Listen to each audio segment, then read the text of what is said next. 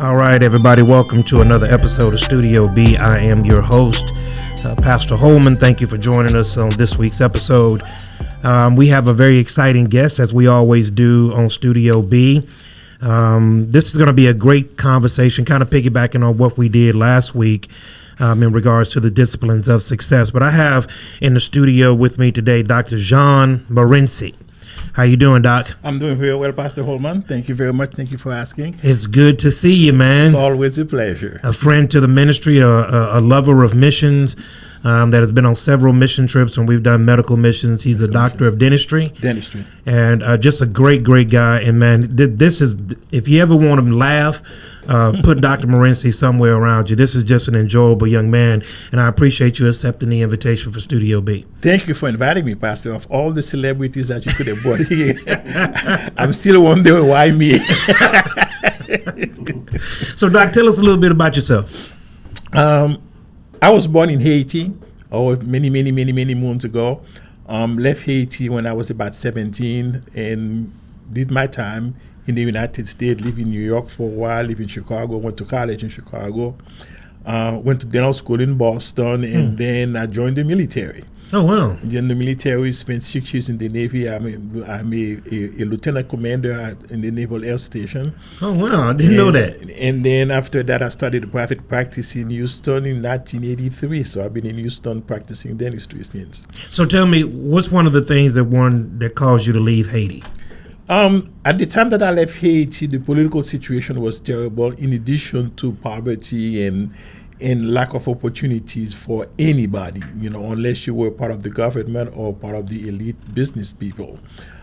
So my father said, I'm going to send you out to this state and you're going to go ahead and make something of yourself. Wow. And I still remember, it was January 1968 when I landed at Kennedy Airport with all my fortune, $35. Wow. That was it. So you left Haiti and came to America with $35 in your pocket? $35 in my pocket, yes, sir. Now, Haiti is one of these places where, I've been there. I think the last count when I was trying to figure out how many times I've been there 24 times. Wow. On mission trips, medical mission trips, evangelism, business development, ministry development. And Haiti is, of course, famous for a lot of reasons, not so many good. The political system that you just mentioned right now is one of the things that is always in flux. Yeah. So whether they could be good for a season and then out of the blue, protests erupts, and politicians over here, politicians over there. So Haiti is one of these very volatile nations. Extremely politically, yes. And so when you're looking at the landscape of Haiti back in your day, did it almost mirror what it looks like right now? Oh, it's gotten worse. Because even after I left Haiti, I've been doing, even without you guys, I've been doing mission work in Haiti, medical and dental mission. So I used to go to Haiti about 3 times a week just for missionary work. And I can see the degradation, let's say, from 10, 15 years ago to what it is right now. Right now, it is really hopeless. Wow. Hopeless. Now, Doc, I want to set up a scenario here to what we'll be discussing about in regards to the disciplines of success. You being from Haiti, me visiting all over Haiti. There is, and I want to kind of tag that word, you said hopeless. When you arrive in Haiti, something just kind of hits you as soon as you walk out of that airport. It is a very real sense of being taken back, if you will. And considering that Haiti is literally only 2 hours outside of Miami, yes, to be so close to the United States, to be so close within our proximity, and to experience that type of poverty, is something that just kind of takes you back. Now, when we go to Africa, we got to travel 24 hours across the Atlantic to get to Africa. But it is literally a 2-hour flight to get from Miami, America to Haiti. And historians will kind of trace the history of Haiti and how it got to be in that position. But one of the things that I've always been curious about is how is Haiti remaining in that condition?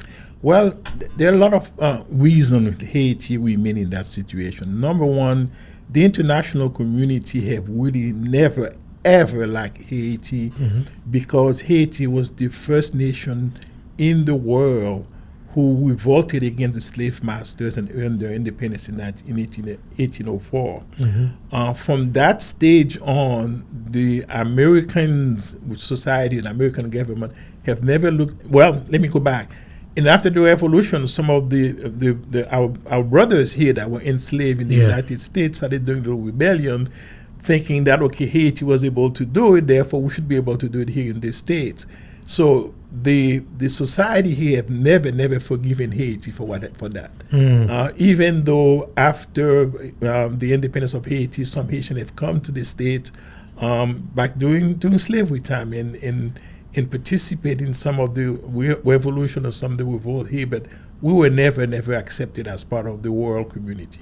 And that's very interesting because at one point in time, Haiti was exporting rice and sugarcane and was a very prosperous nation.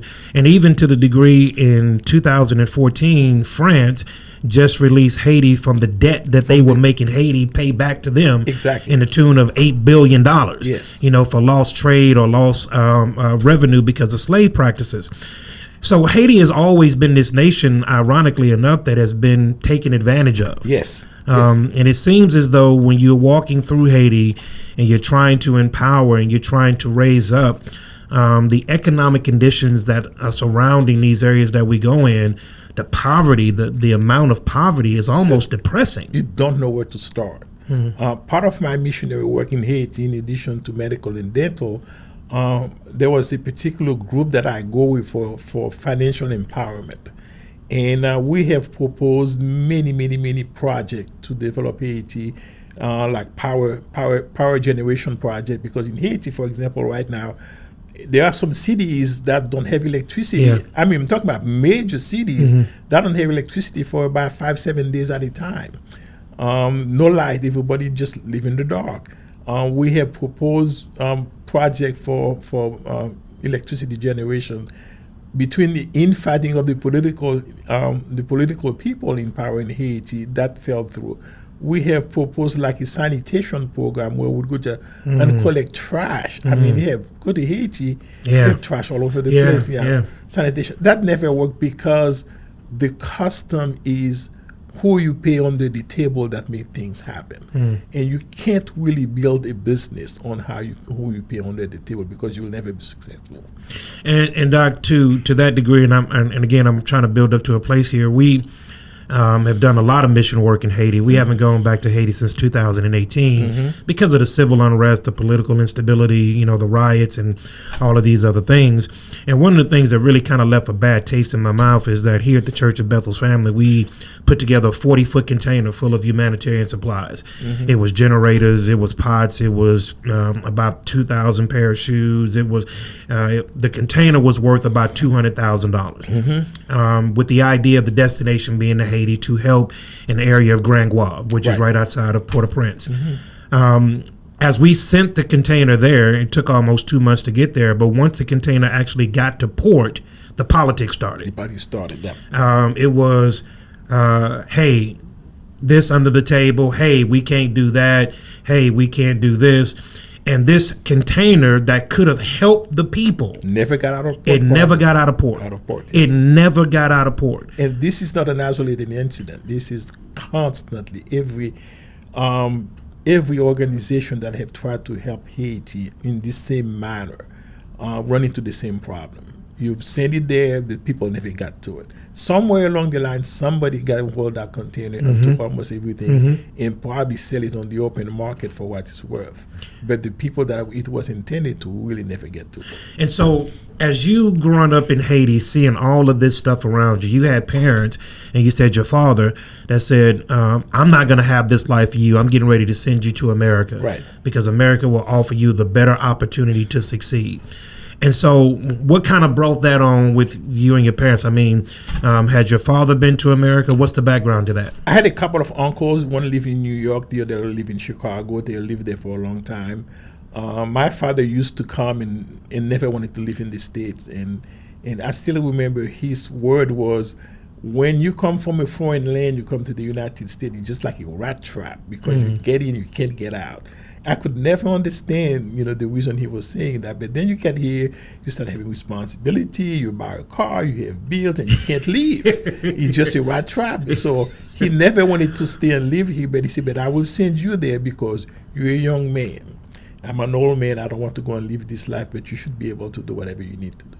And so to send you to America for the purposes of greater success and greater opportunity. Going to school primarily going to school, and then, but yes, greater prosperity. And so Doc, your story is not unique in the sense that there are many people in many different nations around the world, because of what's going on in their own particular countries, will see greater opportunity in the land of America. Of course. And that would education, that is with economic prosperity, family development, all these different things. People fleeing from religious persecution to come here, many different reasons. And so your story is not unique in that sense. But what I wanted to get to is, what caused you to continue to go? I mean, what was the motivating factor to succeed? Well, it's a number of factors. Number one, I didn't want to go back. When I left Haiti, the situation, the political situation, the economic situation, the financial situation was so bad. I have vowed never to go back under the circumstances, unless it's under my own dictation more than anything else. That's number one. Number two, my mother died when I was 6. So my father, I kind of barely knew him. So it was my grandmother who raised him. So I had to take care of her. And I couldn't do that in Haiti. So, but here, even though I was able to go to school, I was able to work, and I was still able to take care of my grandmother and my 2 little brothers. So when you're looking at yourself and kind of looking at your story, one of the things that we have been talking about here on Studio B is there is great potential and great success that lies on the inside of the individual. Yes. And one of those things in which you capture success is the will inside of that person to overcome whatever said obstacles or barriers may be put in your way to get to your end destination, or to at least to close the gap, if you will.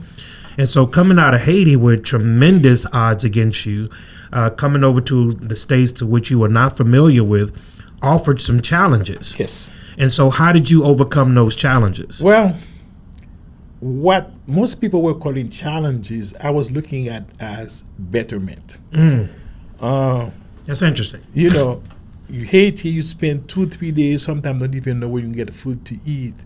Here, no matter what, I was able to eat something every day. Wow. That's a betterment. And if you were born here and raised here, and maybe you go for 1 day without food, that's a challenge to you. Me, thank you. I got food 2 days in a row. Do you understand what I'm saying? So wow. I never look at it as a challenge. I look at it as an opportunity, somewhere that was better than where I came from. Wow, that is tremendous perspective. Something that I've not considered. So let me ask you, so why, when you look at your life, that ultimate goal, now when did you decide to be a dentist? I mean, how did that all come into play? Total accident. I actually went to school to be a mechanical engineer. Wow. And then while I was there, I did some research in biology with a friend of mine who wanted to go to medical school. So just before he was going to take the MedCat test, which is the admission test that every medical student have to take before they get admitted to medical school, he told me, he said, "Hey, Morency, why don't you come and help me study? We can study together because I know you stay late with me and study." So I started studying with him, and I ended up taking the medical test also, and I passed it. And I said, "Hey, let me take the dental." No, during that time also, I went to my dentist. We're in Chicago at that time. Went to my dentist. My dentist said, "Why don't you go to dental school? I mean, medicine is good, but the hours, you cannot really choose your own hours. You really cannot get your own business. I mean, you could, but it's a little bit more difficult. So go to dental school instead." So I went ahead and took the dental aptitude test, and I passed it. So, excuse me. I applied to 7 dental school and 6 medical school, and I was admitted to 6 dental school and 4 medical school. Wow. So I put together all the financial aid I could possibly get. And when you combine financial aid, work-study program, and scholarship, Harvard, believe it or not, was the school of which I had to have less money coming out of my pocket.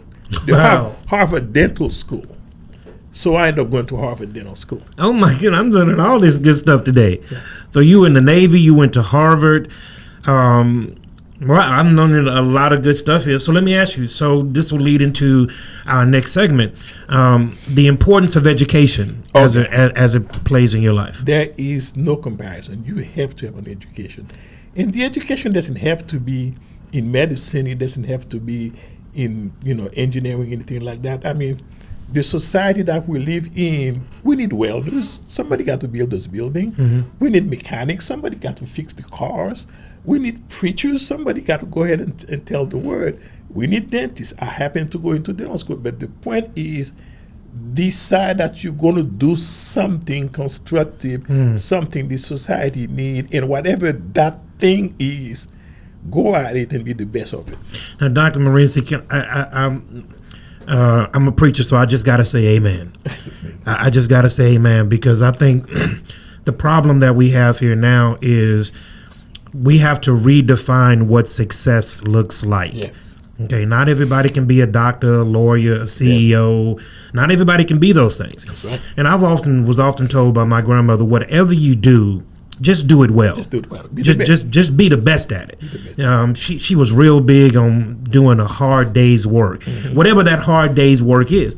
And I think what we have to be able to do is to convince people, for lack of a better word, that whatever that hard day's work is, it's contributing to society in a positive way. Yes, it does. Right? So just because I'm not a doctor, or I don't have a 4-year degree or a master's or a PhD or whatever, that does not mean that what I'm doing right now it's not worth. Exactly. And so just kind of expand on that, if you will, because I think a lot of people really need to hear that, Doc. I mean, you're a doctor, you've been to Harvard, and you've accomplished all these things. But to the average Joe out there, let's encourage him about where he is in his own life. Well, you have to go to what people conceive as success. Success, to me, the concept of success is very elusive, because the people that we look at, that we think are successful, in their mind, they don't think they're successful. Yeah. They need something else they want to reach. Yeah. That's a very elusive concept. The word success itself is very relative. I have grown to evolve from different definitions of success. My current definition of success right now is the ability to live life with integrity, with peace and honor. That's my definition of success right now. Let me give you some example. I have friends that are multimillionaire.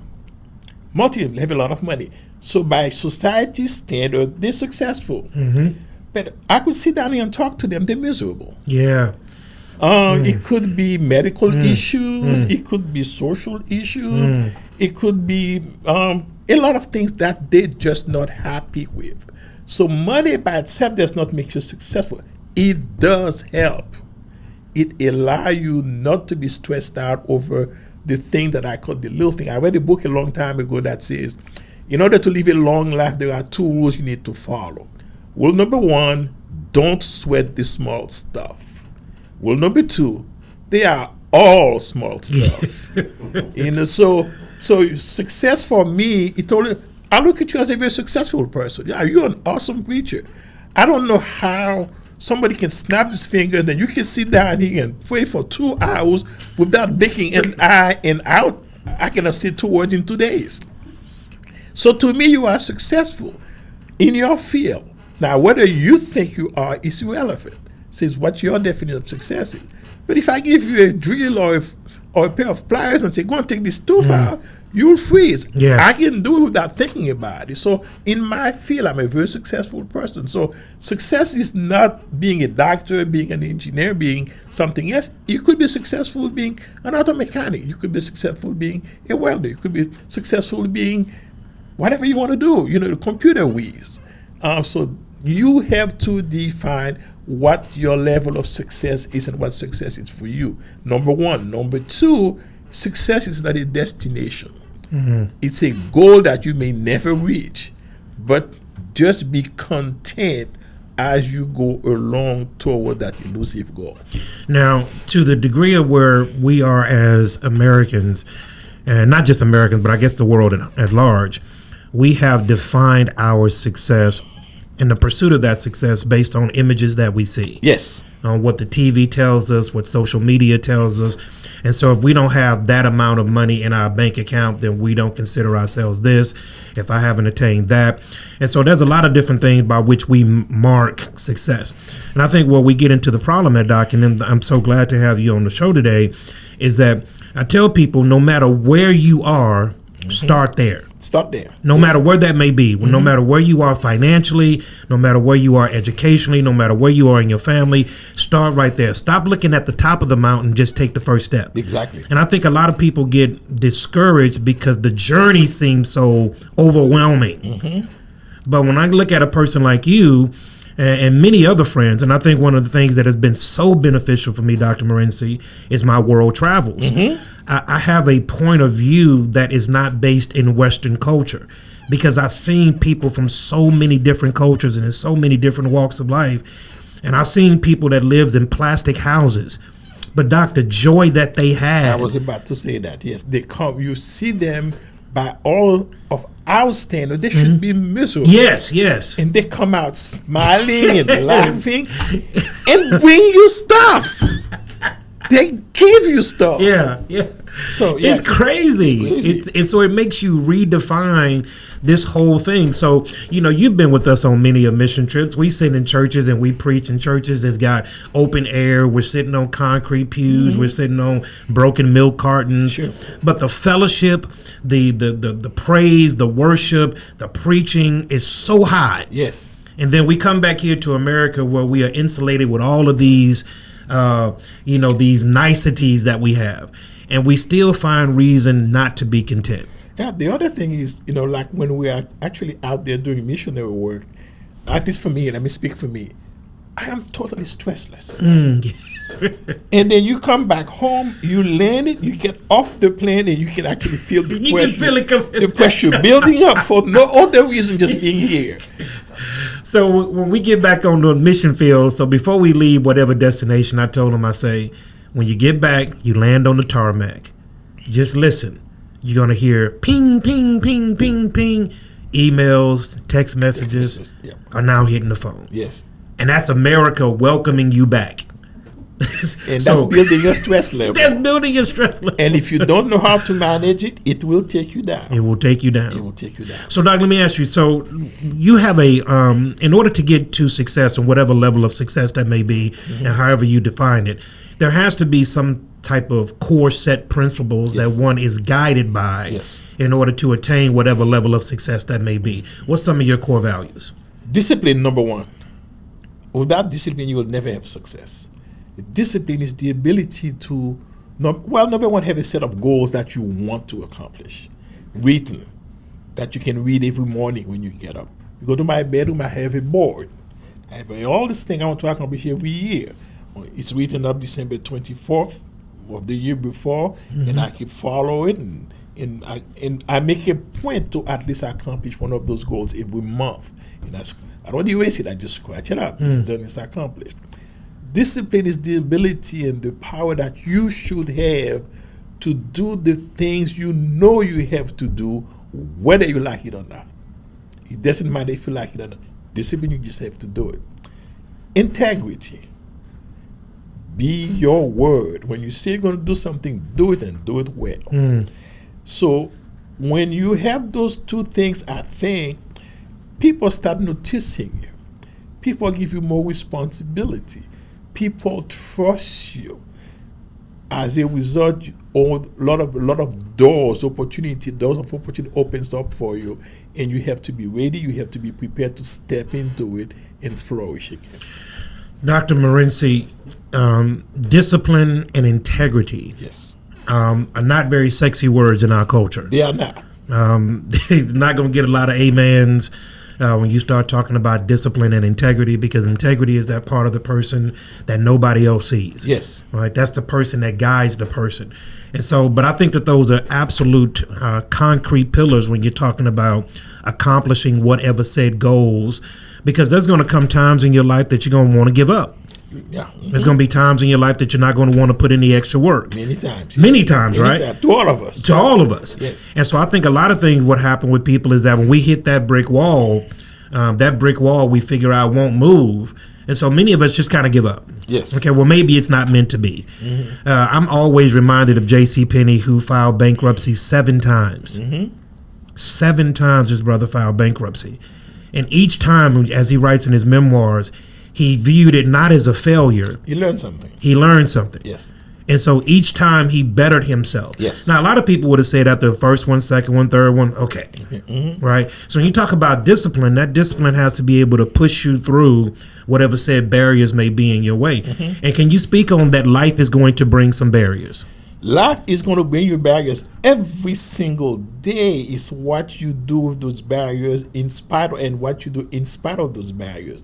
Like you mentioned before, sometimes you try to go to a wall and the wall stand there, it's not going to move. You know the wall is not going to move. Now you have 2 choices. You can break it down or you can go around it. Well, sometimes you have to step back and look at where you are, what your situation is. What I remember one of the reasons I was listening to a speaker, they said, one of the reasons Al Gore did not win the presidential election against Bush is not because he didn't have any resources. It was not a resourceful man. You can have resource and not be resourceful. That's a good word. And if you are not resourceful, the resources will be there in front of you. You won't even notice it. Sometimes you have to step back and say, okay, I can go to that wall. Maybe there's another way to go around it. Study, look at within yourself and look at your goal and go at it again. Perseverance, that's the another. You can't give up. I keep thinking, the minute I give up and I can look in there and see somebody get it, what I was getting, they were about a mile away. And you just keep going until you get there. Sometimes you don't get there. Don't get me wrong. There are some things you want to do with the company, you don't get there. But the process of getting there makes you a better person and prepare you for the next challenge that's going to come to you. Even if you don't get there. Even if you don't get to where you're going to, but it prepares you for the next challenge that's going to come tomorrow. And it will come. It will come. It's a guarantee. So just be prepared for it. Don't be shocked by it. So, and in that, Doc, so we can just kind of say, and I tell my kids all the time, that life is just a matter of perspective. Yes. Right? So there's no failures. There's really just learning experiences. And so when you take life in its full circle and just kind of learn from it as you go, you're able to better yourself as you go. And a lot of people fail is that they don't take those past experiences and use them to their benefit because it hurts so much. So also, perseverance is one of the core set of principles that we must have. And so as you're looking at the landscape of America right now, I am unapologetically a Christian. Unapologetically a believer in God. I trust Jesus Christ as my personal Lord and Savior. I believe that he hung, bled, and died for the sins of the world. I believe wholeheartedly in John 3:16, for God so loved the world that he gave his only begotten Son, and that whosoever shall believe in him shall not perish. And so I have a biblical worldview that shapes my worldview. I don't have a cultural worldview or a ethnic worldview that shapes my biblical worldview. It's got to be the opposite for me. And so as I'm looking at the landscape of America right now, and even the world, there's this sharp division that's being drawn in our land. And so what I am trying to proactively do with the space that God has given me is to encourage people that wherever you are in life, whatever you choose to do, first starts with a decision and then a process to get that done. And when I see people like yourself who have come from Haiti in very, very dire circumstances and have come over here to America to have been successful and could have done things in America that you could not have done in Haiti. I am of the mindset, Doc, that is America a perfect place? No, by no stretch of the imagination. But again, my world travels have presented me with certain perspectives that I think if other people had could give them a much better perspective of where we are in America. And so from your perspective, does America offer an opportunity for a black man to succeed here? Of course. Of course. One of the things that I noticed in myself, because I grew up in Haiti, not that there wasn't any racism in Haiti, but it's not as prevalent as it is here because there are some white Haitians, but it's a very small minority. You barely come in contact with them. I'm saying this to preface the fact that when I came to the state here, I just didn't know any better. I have not been inoculated with racism yet. There are places that I wasn't supposed to be there, but I didn't know any better. Do you understand what I'm saying? Schools that I had been through, programs that I go and applied for, knowing very well that actually, I didn't know it was just a program. I just wanted to go and do it. Now, before I went to dental school, I really was a medical technician. Went to school to do medical technology, but I was the only black in that school in Chicago. I mean, there should have been 3, 4, 5 out of 20 students, but nobody wanted to apply because that school happened to be in a white section of town.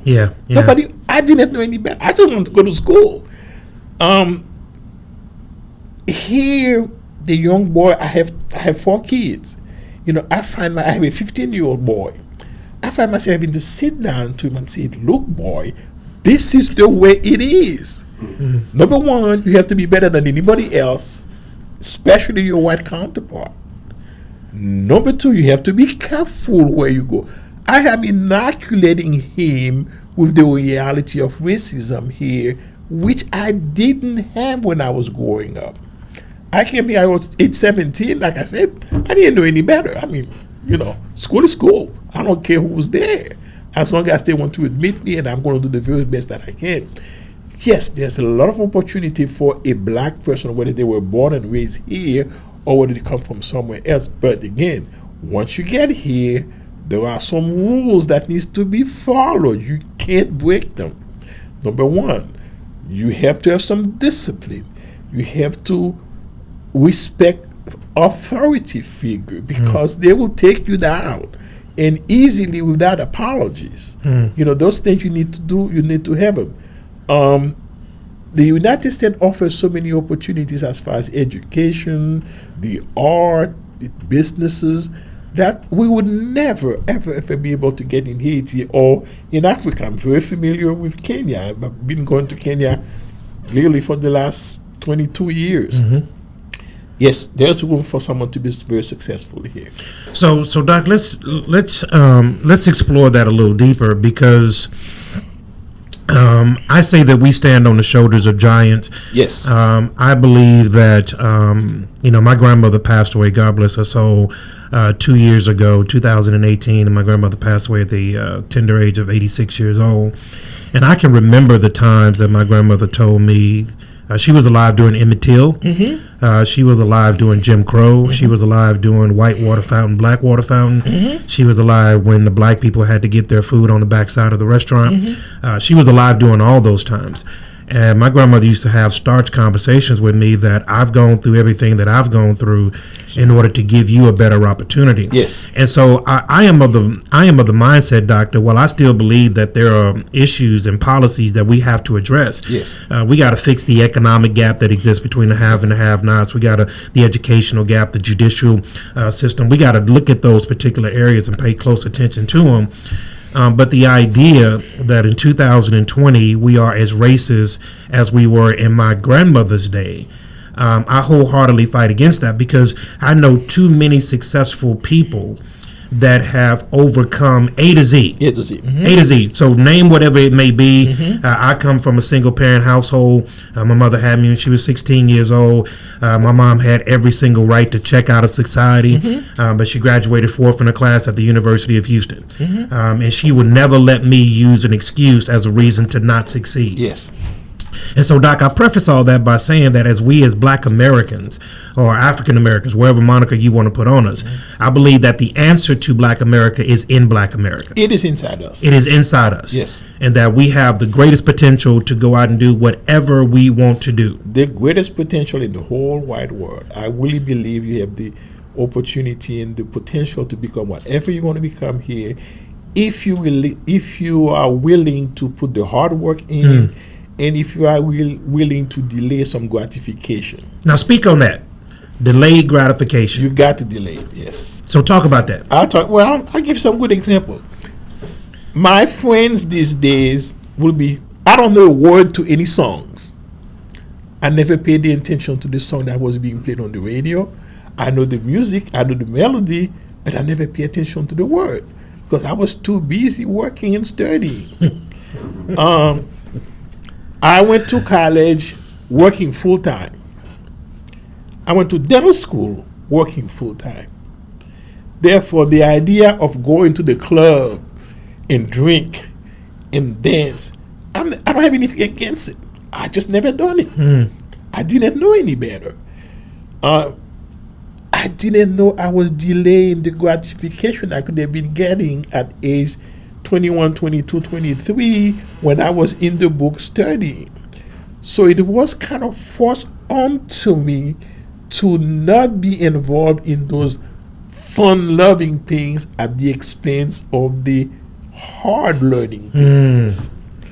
Do you understand what I'm saying? So, and you could actually consciously decide to delay gratification for something that you want to accomplish later on in your life. A lot of us in this society want all the things right away. Yeah. And it doesn't happen that way. If you really pursue it that way, either you're going to end up in jail or you're going to be dead. Somewhere along the line, you have to make the decision that I am going to do this. I'm going to get this. I know it's going to be hard to do. I know I need to put the work. I know I need to put the study. I need to do the homework before I decide to go on vacation with no money. Before I decide to put a vacation package on your credit card that you have no money coming in, then you spend the next 6 years paying for a 3 days vacation that you may have got. So whereas if you could have delayed that for about a year or so and decide to save the money, you could still go, but you wouldn't have to be paying for the next 10 to 15 years. Man, amen again. Because I think as we look on, the platform of this podcast, Doc, is to merge the biblical worldview, which is our overall, that's our 30,000-foot view, with everyday life. Yes. So we're talking to people that are going through everyday challenges of life. We got single moms, we got people that the ends are not meeting, every walk of life for people watching this show. And so what we try to do is try to merge what does God say about whatever's going on at this particular time. And when you talk about delayed gratification in this society, that's not only not pushed, it's almost just vehemently opposed, because everything we see is about the gratification of now, the pleasing of the flesh. Fast food commercials, buy this, buy that, to gratify the flesh right now. Brand names. Right now. And so it gets us into this quagmire to where we're always scratching upwards. And we're never able to see over the horizon because we're always scratching to the top. And so when you talk about delayed gratification, there has to be a delayed gratification for the end goal. Yes. If you know the goal and you have a set of rules and regulations that you need to follow, and those things happen every day, every week, every month, every year. I have 10-year goals that I wrote back 10 years ago. They're still there. I'm still working toward them, and I break them down into, different steps that needs to be done. But there are sometimes you just have to go ahead and let your hair down and have a good time. That's your God. But it's planned. It's planned, yeah. It's planned. You don't get up at the moment. So let me ask you, with delayed gratification, you talk about integrity, you talk about discipline. Yes. These are key strategies that any demographic, no matter any ethnicity, put these core principles in place, and you will see the success from it. And it doesn't take too long. It doesn't take too long, no. So with that, when we're talking about where we are right now with success, redefining success, some of the things that it took for you to get to where you are right now, I'm absolutely intrigued by the fact of the Haiti to America experience. And the disciplines that it took in order for you to get to where you are right now. But I want to speak on this issue and guide our conversation in this direction. as a black man in America, there's a lot of things on the landscape right now. Social unrest, COVID-19. This is the perfect storm. We have a presidential election coming up in less than 90 days. We got a lot of stuff on the table right now. And right now, I believe, is a prime opportunity to lift up. To lift up. And I believe that the lifting up is a responsibility of, first of all, the church, called out believers. And also the lifting up is the primary responsibility of those who have been lifted up. Who have been lifted up, yes. Who have been lifted up. Yes. So it is our job, the ones who have a testimony of God's goodness, His grace, His mercy, of lifting us up out of whatever issue that we may have been in, providing us a better life so that we can provide a better life for those who we love, to tell those who may be in similar circumstances that you can make it. And Dr. Morency, I think that's the message that's being lost. I believe that we are promoting a victimization mentality and not a lifting up mentality. Well, there's a certain amount of hopelessness instead of, like, we're talking about resourcefulness. I told most of my friends, well, let me go back. Humanity is being tested at very different levels right now. Let's take us, the American society. We have COVID that is destroying our communities. We have friends and co-workers that are being affected and dying. That's the medical part. We're just being affected medically. Socially, we have racism, we have unrest. Financially, this country has shut down. People can't pay the bills and this and that. Politically, there's no willingness to do anything, because I remember our president had the interview this morning and they told him, well, aren't you concerned about the 1,000 people dying every day? And his answer was, that's it. I mean, that's it. That's what it's going to be. Just kind of live with it.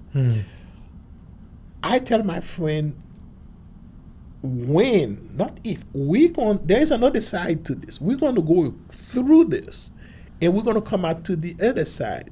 How you come out on the other side is what you do during this time here. You can better yourself. You know, I took my 15-year-old, instead of him sitting at home doing nothing, I put him into a computer class online. You know, maybe he can learn something. Maybe by the time we come across this, he will be not necessarily a computer programmer, but he knows a few things about computer. That's the time to better yourself instead of sitting at home complaining what you have, what you don't have. I'm not saying not to complain, but better yourself. I am going to come out of this season here better than I when I went in. And I know that. I know for real. And like I say, often it's a matter of perception. What reason would I have to feel that? I feel that because I'm not sitting down really doing nothing, waiting for the time to pass for the virus to be conquered. I'm learning things. I'm doing things that I have never done before. I'm taking my time to go and exercise. You know, I walk, run almost every day. I read more than I ever read before, in different kind of books. You know, not the trash, but you know, the self-help. Things like. So, yes. What concerns me more than anything else in this period of time we're going through is that we do not have a leader or leadership in any of these phases here. Let's take the Black Lives Matters, for example. Just a good example. Okay. Most revolution, I'm not going to call it the Black Lives Matter revolution, it's a movement. Okay. But most revolutions start with a movement. Most successful revolutions throughout the world usually have an identifiable leader. The civil rights, who was the leader of the civil rights? You don't have. You ain't got to think about it. You don't have to think about it. Haiti, you know, Toussaint Louverture. You know, those are, we don't have that right now. We just have a group, a numerous group of people that are marching without a common goal, yes, but not a common trail. So that worries me. On the political level, we have someone there who is really doing his best to undo everything that this marches and the movement is doing. And the problem is that it's got 62 million people who believes in him and think he can do no wrong. from a medical point of view, you have 150,000 people didn't have to die in the last 4 months. They really didn't have to die, except that we didn't do the things that we need to do. South Korea, 52 million people population, had coronavirus. You know how many people died there? 300. Wow. Here, 365 million, we have lost 155,000. So there is no will to attack the problem on the medical point of view and treat it medically. We have politics being infused in it. We have financial concern being infused in it. And the way to actually take care of the pandemic is being ignored altogether. So now, Doc, I'm going to look in this camera because I said it. I'm going to say it unabashedly. If this was 2019 or 2021, the response to COVID-19 would be completely different. It would be totally different. It would be totally different. Yes. It is because we're in a politically charged season right now, and COVID-19 is being used as a political sword on both sides. On both sides, yes. On both sides. And so you speak to something that is very passionate to me. I'm a lover of history. If Ecclesiastes 3 is true, that there is nothing new under the sun, that what has happened has already happened. If you want to see what's going to happen in the future, just look at what happened in the past.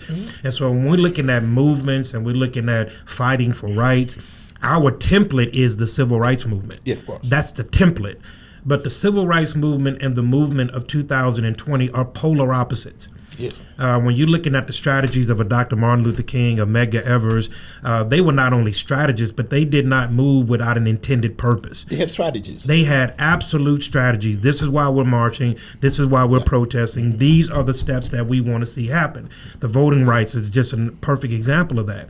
And so now what you have going on right now in 2020 is a whole lot of noise, but not a whole lot of change. No leadership. No leadership. Nobody you can actually point to and say, this is going to take me to where we need to go. Now, it's hard because you bring up Tucson and you bring up Haiti and the revolution of Haiti and how this man revolutionized an entire country and people got behind him because he had proven leadership skills. Right. And people could say, I see where we're going, so I want to be on board with that.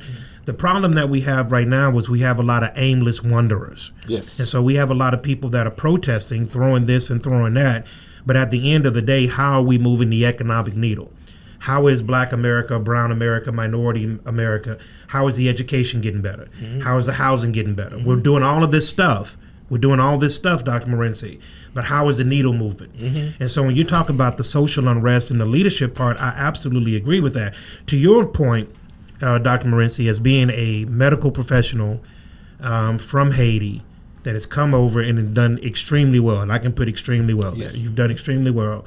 You have your own practice. You've established a better foundation for your kids who are following you. You have done things in your life to make this world a better place. I hope so. And hopefully what we can say to the people that are watching is, wherever that space is for you, just make it better. Yes. You don't have to be a Dr. Morency. You do not have to be a Dr. You don't have to be a Pastor Holman. Nope. Just wherever that space is, make it better. Make it better, yes. And so I just want to I want to give this to you and just kind of let you run with it. Wherever that space is in your life, we are obligated to leave that better than before. And Dr. Morency, you can look back in your life and see what your father said, this is what you're going to do because I want you to have a better life than me.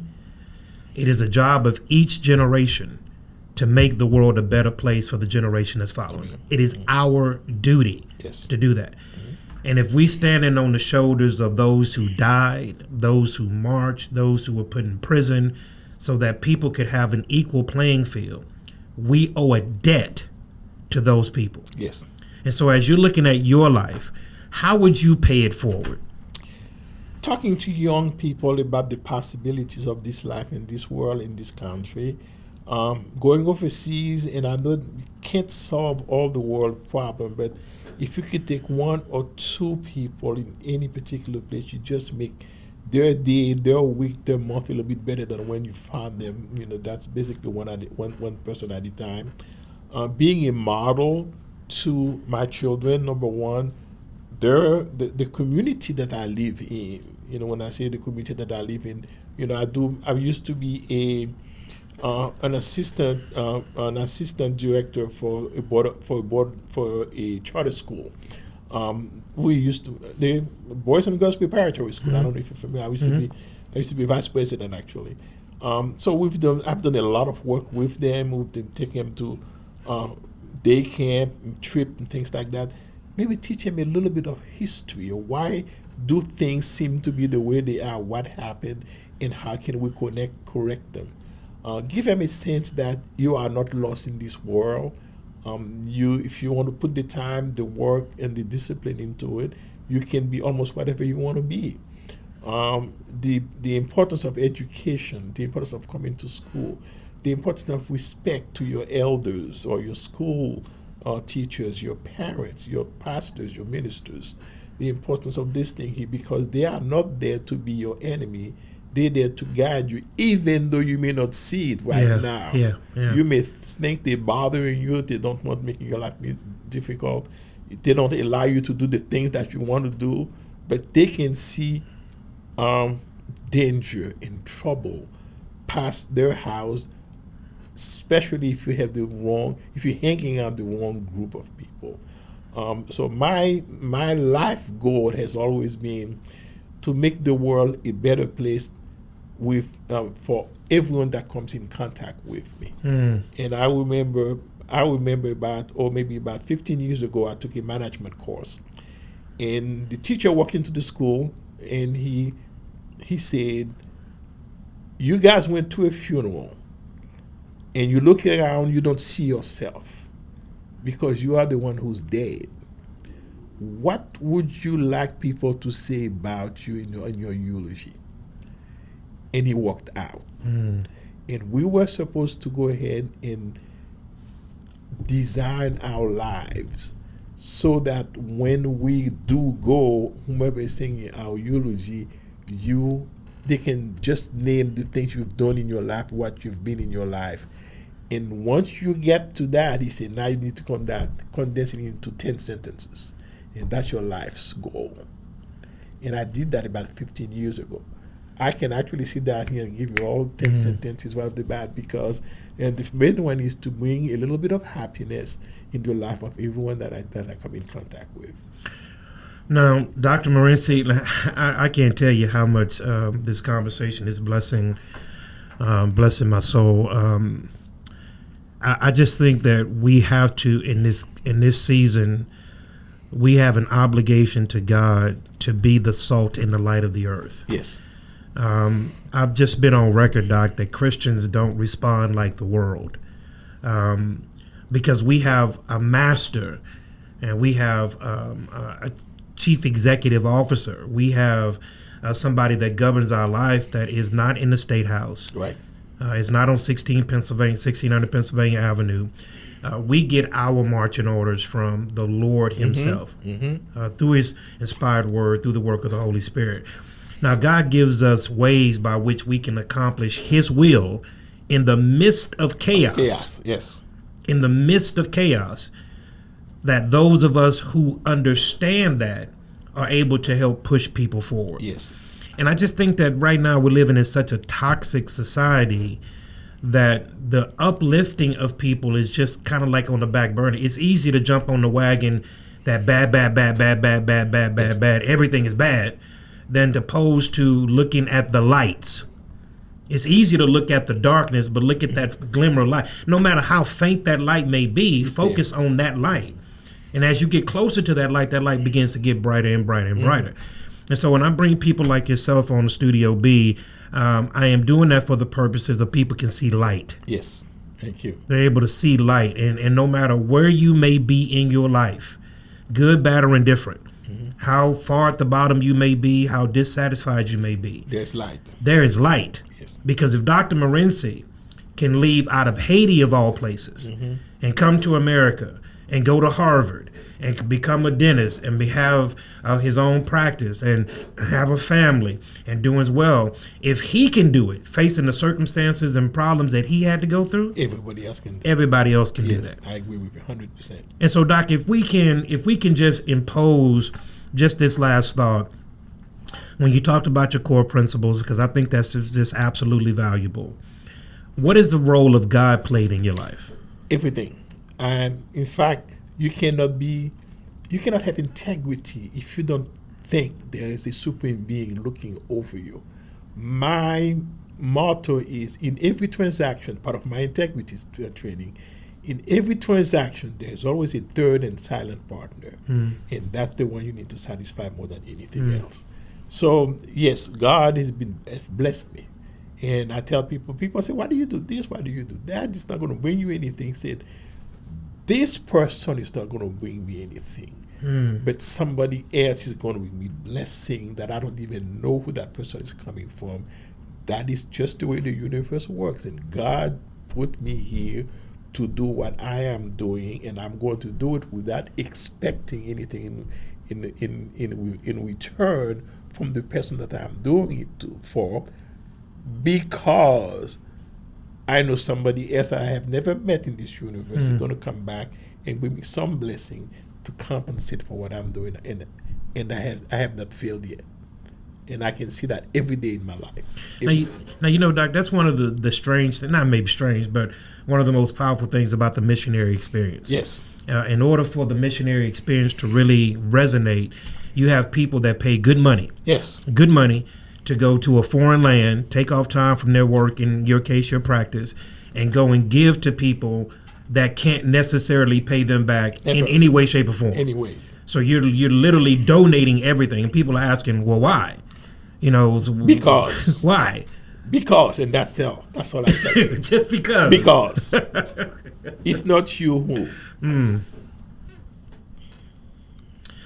So Dr. John Morency, doctor of dentistry here in these United States. Your practice is in Houston? In Houston, 2617 West Holcomb, right at the entrance of the medical center. Wow.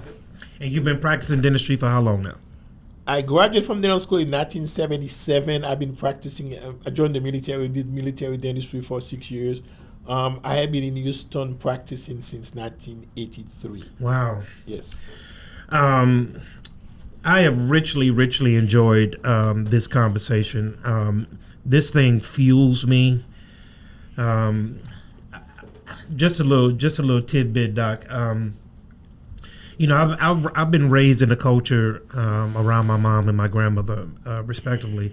But my grandmother was one of the hardest working women that I've ever seen. Now, she didn't attain a high level of education. So she was a cook and a waitress and did a whole lot of different odd jobs, but she was just an extremely hard worker. She was a faithful woman who believed in the promises of God and really believed that living the life that she was doing and working as hard as she was going to work was going to provide better opportunity for her kids and her grandkids and great-grandkids and so on and so forth. And so when I look at my life, I do this a lot. I measure my life by her life. And I ask myself a question. Am I honoring what she worked so hard for? Am I living a life that if she were alive today, and she's told me many times before, which brings me great joy, that she's proud of me. And one of the things that I think should drive us is not the living for the self. No. One of the things that people can't understand about mission work, I've been fortunate enough to do 92 mission trips, 30 plus countries around the world, is the benefit of going to people who are in dire circumstances by our viewpoint. By our viewpoint, yes. By our viewpoint. And you know they will never be able to repay you. They will never be able to repay. Ever. But you do it wholeheartedly. And when they give you that hug, Doc. Oh, it just... But not only that, I tell people those 5 days are usually the best 5 days of my life. And you know when I go there, I work like a dog. Yeah, you work like... I work like a dog. But those are the best 5 days of my life, And you see the joy, the genuine joy of paying it forward looks like. And so I want to leave you with this question. I believe that the world can be made a better place if we all individually do that individual assignment, whatever that individual assignment is. That if I allow Marcus to do Marcus, Dr. Morency to do Morency, Steve to do Steve, Dominique to do Dominique, whatever those particular lanes may be, and do it well, we can all then collectively make the world a better place. Yes. But if I am overly concerned with what you're doing, I have less time to focus on what I'm supposed to be doing. Exactly. And thus the whole process begins to get short-circuited. Right. There's these big, huge gaps that exist in humanity. And so if you had some parting words to somebody out there, whatever particular walk of life they may be, what would it be? Pay attention to yourself. Pay attention to your surrounding. Keep the people around you happy. Feed them with thoughts and ideas that will uplift them more than anything else. And above all, don't be selfish. Even though you do have to stay in your own lane, but don't be selfish. While you're in your lane, if you can bring somebody behind you, bring him in. And don't think about what you're going to get out of it. What you're going to get out is irrelevant. Joy is probably more than important, but also the future of that younger generation. If you can bring somebody up with you, just do that. That's basically what I would say. So Dr. John Morency, doctor of dentistry, born in Haiti, came to America. God blessed him. Your story is absolutely inspiring. Thank you. Thank you for the wisdom, the nuggets of wisdom that you dropped here today. And I hope that somebody that's watching is able to glean from this and put a little bit of gas in their own tank and say, hey, that guy did it. Despite all of these things that he had to come up against, he still pressed on and made it. And so I want to thank you again for joining us on Studio B. If you're watching, make sure that you like, subscribe, go to our YouTube page, click subscribe, and then hit that bell to the right so that you don't miss one single episode of Studio B. We love you guys. We'll see you next week.